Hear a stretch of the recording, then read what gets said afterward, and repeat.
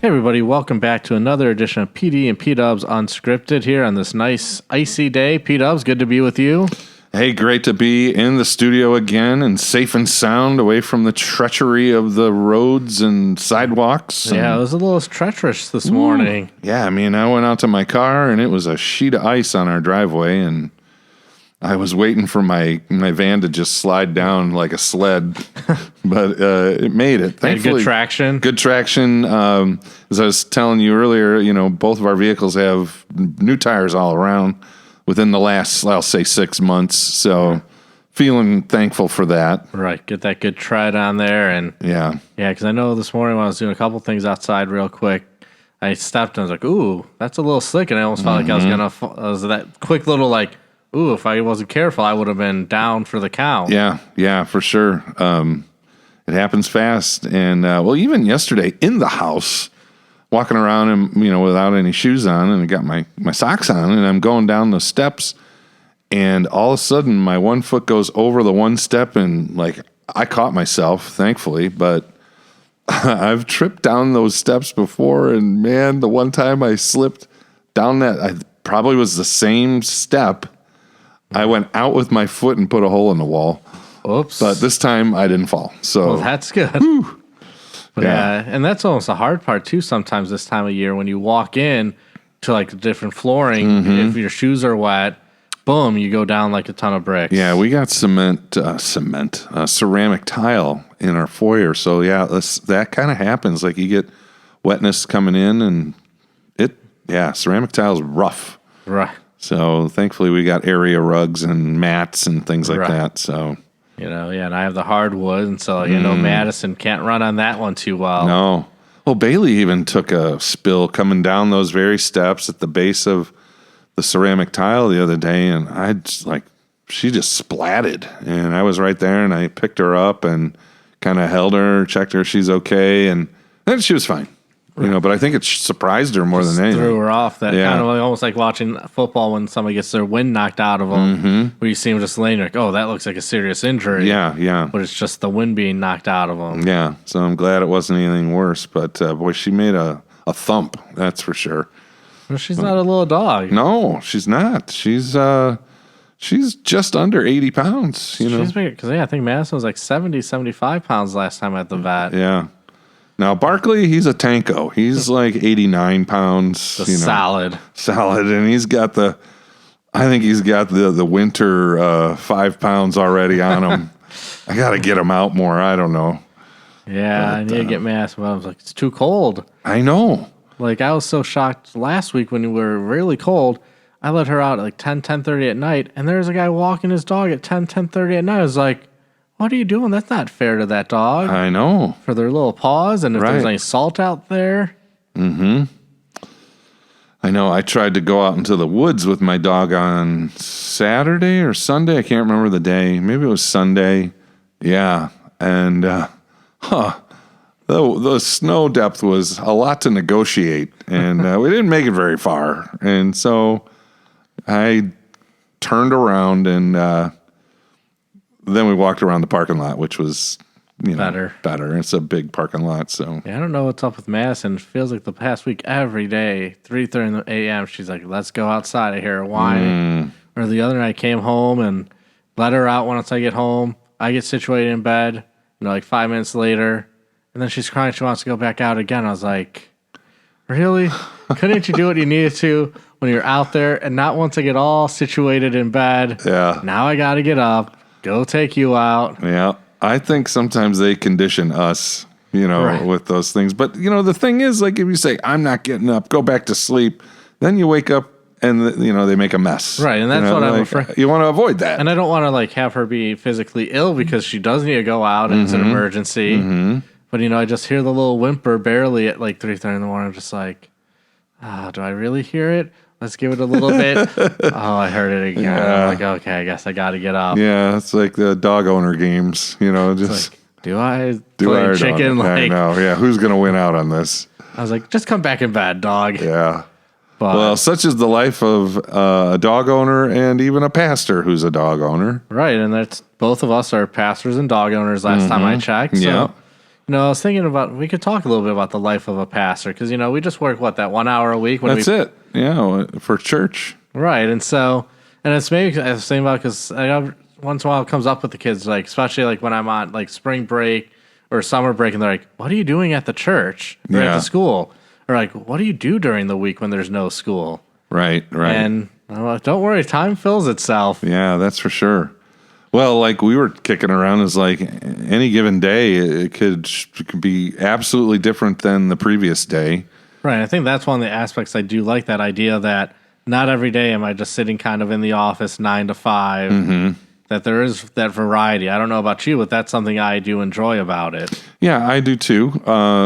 Sometimes it's tough to manage, because like you walk in and you think, just like everyone else, I've got things in mind that I want to accomplish. And then when you come into the office, a situation may arise that, requires your attention either in the building or for a member or things like that. How often have we come in and soon to find that someone passed away? And so that sets things in motion, and phone calls or someone had an accident and they're in the hospital. Those kinds of pastoral care things make your day change a little bit, Right. So it's good and bad because sometimes, obviously, when somebody passes away, it's sad because that loss of that family's going through. But it also is like an honor to be able to serve them in that time of need. Right. But it does really change how the day goes. Yeah.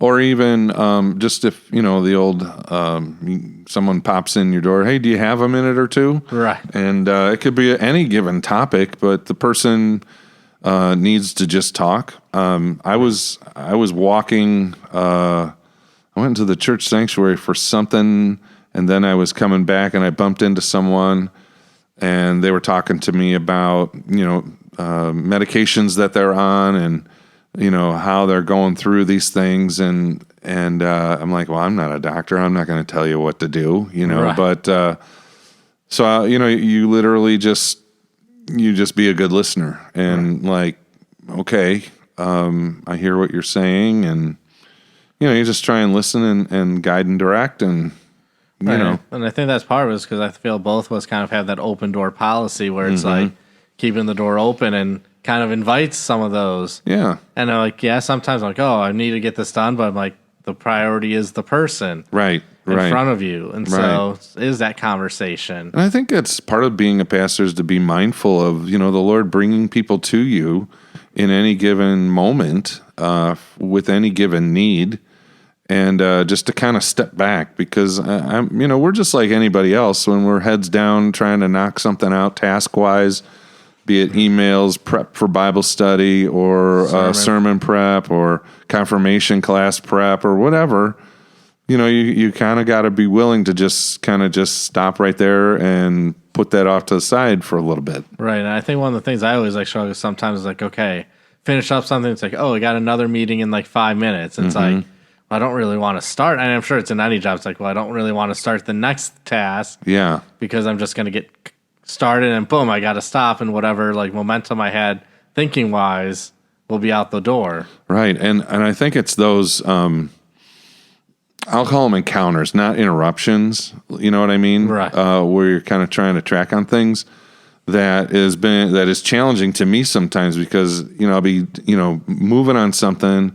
Then there's someone requires my attention. Me. So, and then I knock on your door, and then another person, and then I sit back and I go, now what was I doing? And then like if your day goes with those kinds of scenarios, then you look and you go like, wow, the day just flew by. What did I accomplish? Right. And I'm sure it's not just in the life of a pastor. No. Any job has it where you're like, where did my day go? Where did it go? Yeah. I it's kind of a joke. Like sometimes I'll be like, well, I'm going to lunch and it's 2:00 or 3. whatever. And then I go to lunch and I think, well, I guess I won't be having dinner today or whatever, Right. but or I'll be getting hungry at like 8:45, which is unhealthy. Right. And I mean, I think that was especially during like COVID, like it felt like because of all the schedule and like commitments with the school stuff, like wasn't eating lunch till like 2-3 o'clock. Yeah. And then it's like, okay, now when it's time for dinner at like 5 or 6, I'm like, I'm not really hungry. Yeah. And it's like, okay, well, 8 o'clock, 9 o'clock, I'm not going to feel like cooking anything. But I'm like, if I don't eat anything, I'm going to be starving when I wake up in the morning. Right. Yeah. And like you said, it's not the greatest idea to be eating at 8, 9 o'clock at night. But yeah, so that kind of adjusted that. I know, like after Gathering Place last night, which ends at 7:30, I turned to Gwen and said, "Hey, you want some Lou Malnati's?" Because I had a gift card. And she goes, "Sure, that would be awesome." And then I'm like, "Well, it'll be done by 8:15." She goes, "Oh, that's not the healthiest thing, I guess, is it?" And I'm like, "Well, I don't think so." Well, did you do the deep dish or the tavern style? Deep dish? Okay. If you did tavern, it might have been a little bit better. Yeah, I did the Chicago classic, That's the one with like the whole sausage patty on underneath. Oh yeah, double mozzarella. Where's the butter crisp where's crust? The closest one to you? Carrie. Okay, that's what I thought. Yeah. Yeah, because after Gathering Place, I was like, well, I got some leftover pizza I can throw in the There you go. microwave. Well, that's what I figured. I'm like, well, it's just her and I now. So like when we buy a pizza, it's like, well, I'll just order one and we'll have leftovers. I mean, leftover Lou's is awesome, but whatever. Yeah. But I can't say mine was leftover Lou's. Yeah. But yeah, I mean, those any given day in the life of a pastor can be, varied in many ways, and I think that's what we have to be ready for, is that flexibility, but yet still manage our time. Right. You want to be available for people, but then there's things you have to accomplish so that you can, feed your people with the word and things like that. Right, because I feel that's always one that gets pushed to like later in the week than what I want would be like sermon prep. Yeah. That's like, okay, I'm thinking about it throughout the week and a half maybe prior. And then it's like, oh, it's Thursday. Like I know I've joked with you sometimes. I'm like, I actually wrote my sermon today in the office. I know. I didn't think that was possible. I've gotten to the point where I can't even get my mind around thinking of a sermon, like sitting down in the office anymore. It's like I have to go away either at my house, or I just have to go to another site or go for a walk if the weather is good, just to kind of process.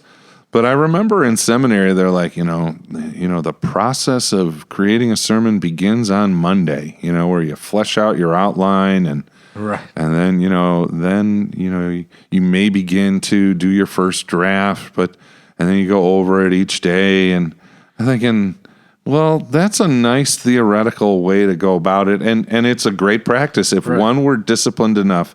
And believe me, I know I'm not. But I usually find myself at the end of the week kind of like, okay, what am I going to do? Right. Because do you actually ever make an outline? No. Not on paper. I don't. Sometimes I do. Sometimes I probably should. Sometimes I do. I kind of like, especially that's like one of those. I'm like, okay, I know I'm not gonna have time to write it, but I'm kind of thinking it out right now. I'm like, well, at least write down kind of intro, kind of a couple thoughts, next paragraph. That's good. And just kind of write out a few of the points, so that way, okay, now I can just go fill that in. That's probably why your sermons are more crisp than mine. Oh, yours are very crisp, my friend. But I've tried a variety of ways, like different methodologies over however many years I've been doing this. And I've done the outline thing. I've done, write a draft and do all that. I've done thought blocks and connect them visually on a paper. I've done PowerPoints. I would say that when I elect to do a PowerPoint in my sermon, that helps me, and I equate that to outline. But when I don't, I guess in my head, I have ideas of where I want to go, and then it's usually just trying to come up with something to get me going, right. Something to transition through an illustration, and then wrap the gospel around it. And right, that's always sometimes I'm like, how can I introduce this? And you don't want to fall into the trap of doing the same like order every single time. Yeah. Because then it just becomes monotonous. So you want to change up, vary the style and way. And I think something that I've learned over the years is like when I used to go over it a lot more, like practicing speaking out loud, I'm like, I think it was more structured. It felt more like rigid and not as conversational. Yeah. And not allowing that ability to like kind of ad-lib a little bit into there, because it was like, oh, if I change how I word here, how I practiced, I'm not going to think of the word order the same way, so it's going to throw me off. Because, like this past weekend, including Waymaker with our 10:30 with our kids singing that, that wasn't a part of any of my manuscript, but it was one of that idea. I was like, oh, that would be a good tie-in. But I think earlier in my ministry, I would have been like, I don't know if I can add this in here because it's going to totally get what you're saying. Throw off my, it's kind of like, and I think we've joked about this, when say the wine runs out for communion and you got to do the words of institution over it. Yeah. I'm always thinking how does this start? How's this go again? I say it every week just about. Yeah, but you're not standing behind the altar where you normally say it. And you're not doing it in the same rhythm cadence of going through the first part of it. So sometimes I'm in my head, I'm doing the first part of it. And I'm like, okay, now I can do the. Yeah. And of course, being a pastor, I think, you can see this in business too. And what I mean by that, you're talking to different, I'll call them types of people or audiences. You could be talking to the whole congregation, or you could be talking to a subset, like our 50s plus. Right. Or you could be talking to your youth. Right. You could be talking to leadership. You could be talking to staff. You could be talking to congregational member, school, family. So there's all different kind of relationships that you could be interacting with on any given part of the day. Right. And even that, the context of who you're talking to, I think back to when I was in Salem, there'd be some Wednesdays because we had a Lutheran high school in Centralia, which was the town over. And so every once in a while I would lead chapel there in the mornings. And then once a month, our church, we'd rotate between my senior pastor and me, who would preach at the nursing home. And so I was some days I'd be preaching in the high school in the morning and the senior nursing home in the afternoon. It's the same sermon wouldn't fly over if I'm talking about how to do things or be a Christian on social media. I don't think the nursing home people would really... They wouldn't get it. So it's okay, I got to adjust this message based on the target audience. Yeah, and I kind of saw you doing that. It was pretty apparent to me. I always hear every rendition of your message, just as you do for me.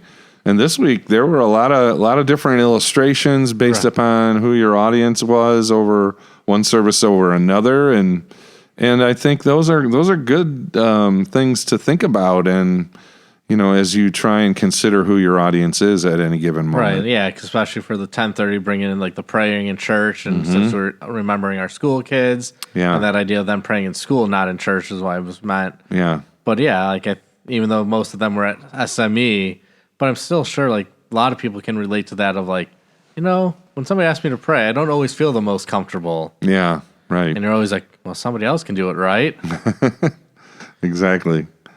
But yeah, I think variety is a fun thing to have. And there are times where, sometimes you wish it wasn't so active, you feel oh, now I've pushed this off and now I really got to get to it, and I hope that I don't have something else pop up, and but then sometimes it does, and it all gets done. It all gets done by the glory of God, and there's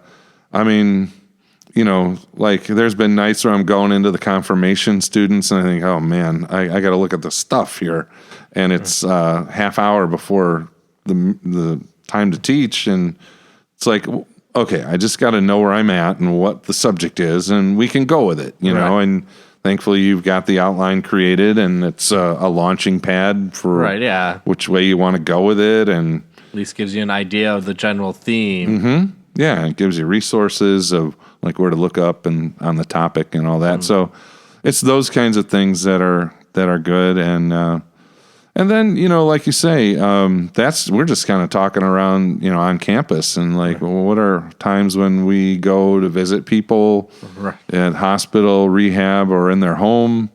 That's a whole different kind of interaction, right? And I'd say that's probably one of my favorite things is those interactions with people visit. Probably more in their homes. Hospital's good to visit people, but it's always wish it was a better circumstance in which I'm seeing you. Mm-hmm. Especially if I haven't seen that person for a while. It's rather not see you in the hospital, but it's good to see you. Yeah. And just hearing people's stories. I always think of one person that passed away shortly after I came, or maybe within a year, was like Eb Fuhr.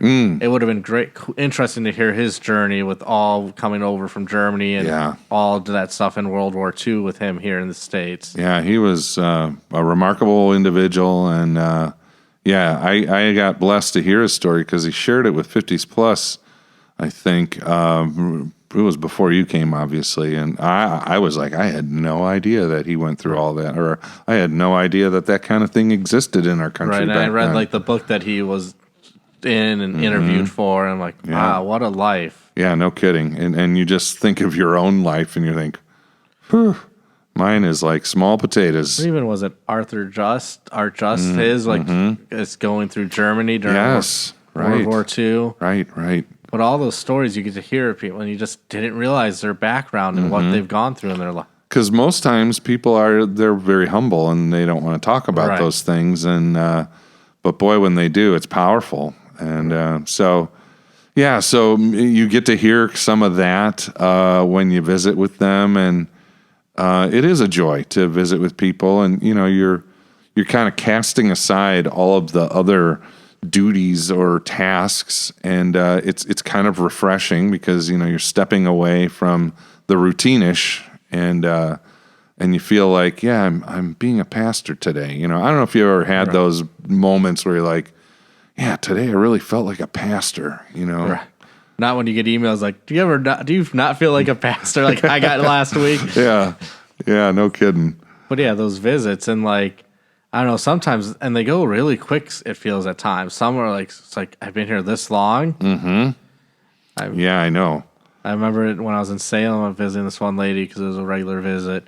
I'd be there like 2 hours, and I'm like, well, I need to get going because, I got to get dinner going. I got to meet. Oh, you sure you really need to get going? It's like, I've been here 2 hours. I'm like, I kind of need to get home. I kind of do. I got a dog.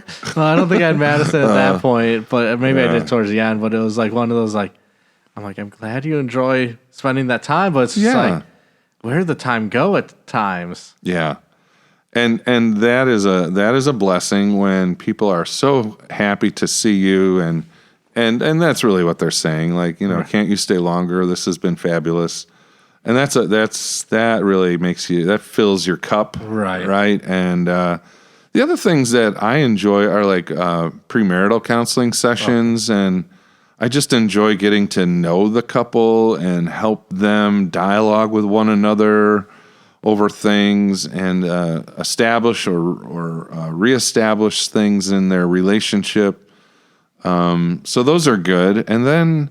Strangely, for funeral preparation, when you meet with a family, as you prepare, I love just hearing about the person, kind of like what we were saying with Eb and Arthur, and just seeing the family open up and see how it helps them to talk about their loved one, and it's almost therapeutic in a way. But, you feel like, golly, I've just been invited into a pretty amazing space with these people. Right. Yeah, that they want to share, and that they're comfortable enough to share in this great time of tragedy of losing a loved one, where you can just be there to encourage them. Yeah, for sure. And I even think to the grander scale, like I think of like the trips, whether it's a mission trip, youth gathering. Yeah. Those are some of the highlights to me in my ministry over the years, because I think what it is it really bonds people together when you go on those trips. Yes. Where, especially with the youth, it's like they get to see you maybe in a different light as the pastor, that, oh, you are kind of a regular person. Yeah. And like just have those fun opportunities to just goof around, maybe play a game. Like when I used to do the PE classes with the kids when they picked me to be on their team, or they maybe just picked it so they could pick what game in PE class. But it's still that more like relaxed setting to get to know the pastor, and I think that's something I value.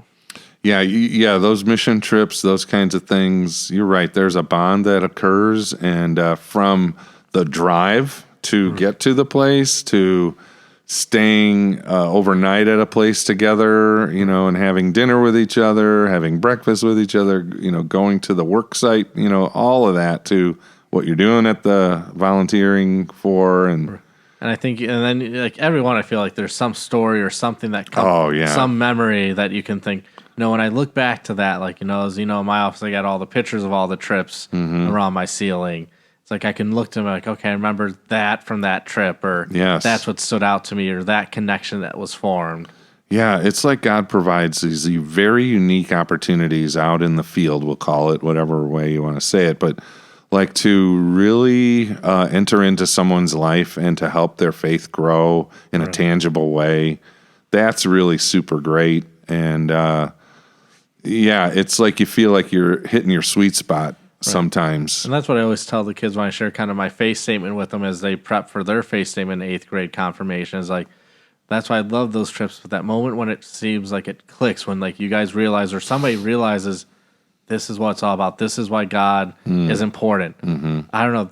That to me is like one of the best feelings there is. Like when you see that light bulb go on in that person's life. Absolutely. Yeah, that's so cool. And that happens in a youth and even in an adult, right. So, but you're right. The stories that come out of those things. I was just sharing a story with our Bible study the other week about one of our trips, and one of our members named Don, he was sitting in the heat with a towel that was soaking wet in the scorching sun, removing nails out of 2x4s, and he's like, Pastor, I don't know that I came all the way down here to southern Indiana to pluck out, hundreds of nails out of a 2x4, but if that's what I got to do, I'll do it, And so just, those memories, I'll never forget that. And I'm like, Don, there's a tree. Go sit under the tree. Nope. I'm sitting here.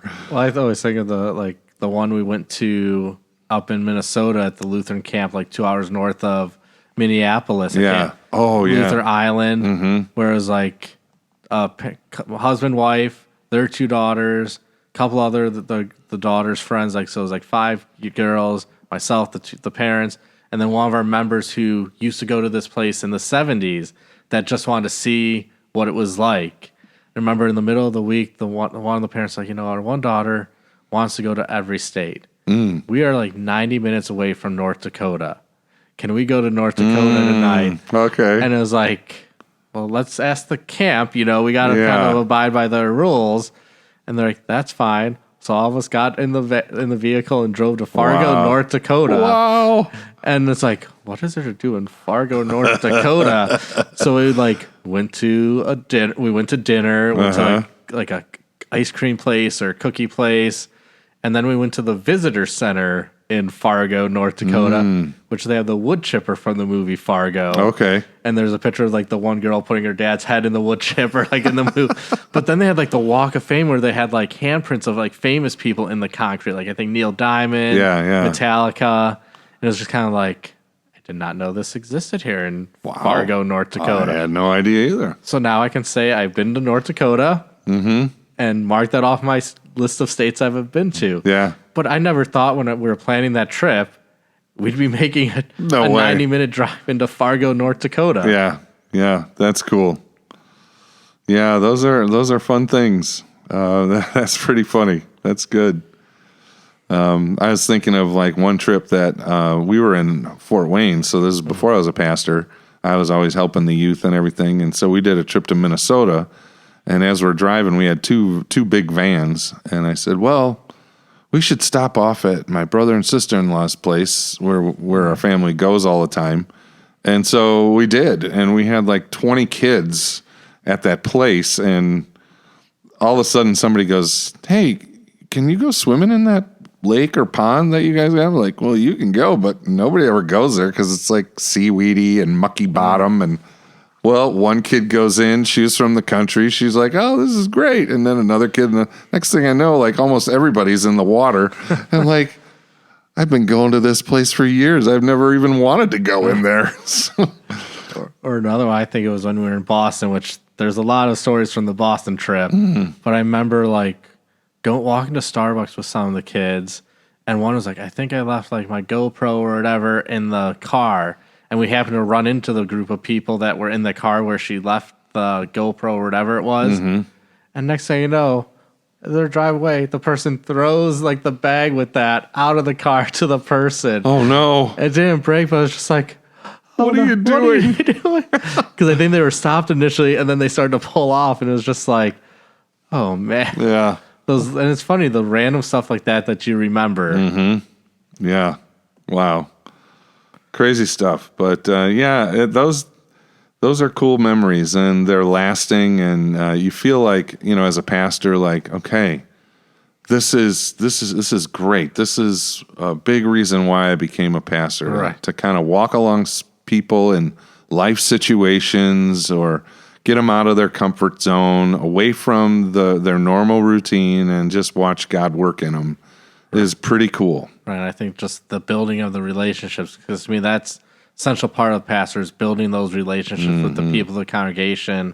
And I go back to what President Dale Meyer said at our graduation or call day, one of those final services, when he was just like, love your people. Yeah. And it's like, guys, that's the most important thing. Love your people. Yeah. And you talk about relationships. We get to walk with people in various cycles of their lives, from marriages we talked about, to baptisms, and depending on how many children they have, you could be involved in all of those. Death in the family, be involved in that. Confirmation. Well, even because you've done a baptism for a 7th generation member of our congregation, and think about that history of that family being here throughout all those generations. Right. To be a part of their story, and which is so ingrained into our history, right? That's pretty cool. Yeah. So, or like a couple weeks ago, we had 2 cousins get baptized at the same time, and so I view those things as really special. And or you've had child and parent. Yep. You've had some of those. Yeah. So those are kind of the really cool things. Like, you just walk away and say, "Wow, that's pretty cool to be involved in their lives like that." It's such a milestone moment. Yeah, and they seem very appreciative of our involvement and all of that. So, but yeah, so the little bit of a window into our lives, here and there, and yet, we are still people who go home and have outside interests, and as everybody knows, you and I love sports. We love dogs. We love sports. Yeah. Yeah, I don't do much outside of here. I just go home and veg out. Read the Book of Concord. Yeah. Yes. I wish I could do more of that. It is a wonderful book. It is a wonderful book indeed. But yeah, so that's just like Pastor said, PDubs said, it's just a little bit of a glimpse into our life and some of the things that we really enjoy about our ministry and life as a pastor. So thank you, everybody, for tuning in, and see you next time.